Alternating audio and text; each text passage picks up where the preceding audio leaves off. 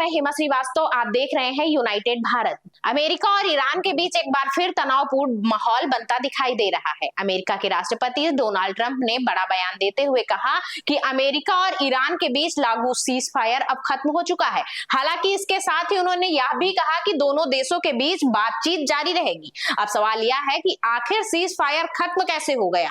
अगर युद्ध विराम खत्म हो चुका है तो बातचीत किस बात की हो रही है? और आने वाले दिनों में क्या अमेरिका और ईरान के बीच फिर बड़ा टकराव देखने को मिल सकता है?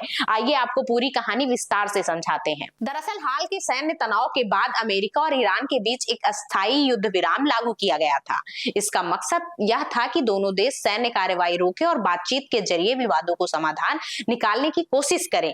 इस दौरान कतर समेत कुछ अन्य देशों ने भी दोनों पक्षों के बीच संपर्क बनाए रखने और तनाव कम कराने की कोशिश की, लेकिन कुछ ही समय बाद हालात फिर बदलने लगे। खाड़ी क्षेत्र में तनाव बढ़ा, दोनों देशों के बीच आरोप प्रत्यारोप तेज हुए और जवाबी सैन्य कार्रवाई की खबरें सामने आने लगी। इसी बीच डोनाल्ड ट्रंप ने कहा कि पहले वाला सीज फायर अब प्रभावी नहीं रहा और इसीलिए उसे समाप्त माना जाए।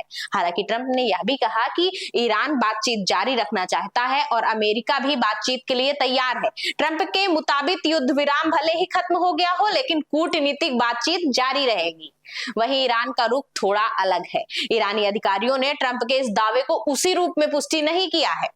उनका कहना है कि अलग अलग देशों की मध्यस्थता के जरिए संपर्क और बातचीत की कोशिश जारी है, यानी दोनों देशों के बीच संवाद पूरी तरह बंद नहीं हुआ है, लेकिन दोनों की सार्वजनिक बयानबाजी अलग अलग है।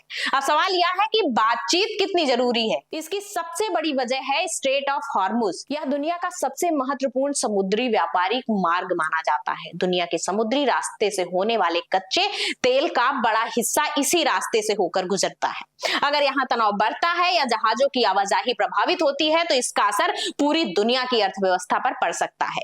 तेल की कीमतों पर बढ़ सकता है, वैश्विक बाजार बढ़ सकते हैं और कई देशों की ऊर्जा आपूर्ति पर भी असर पड़ सकता है।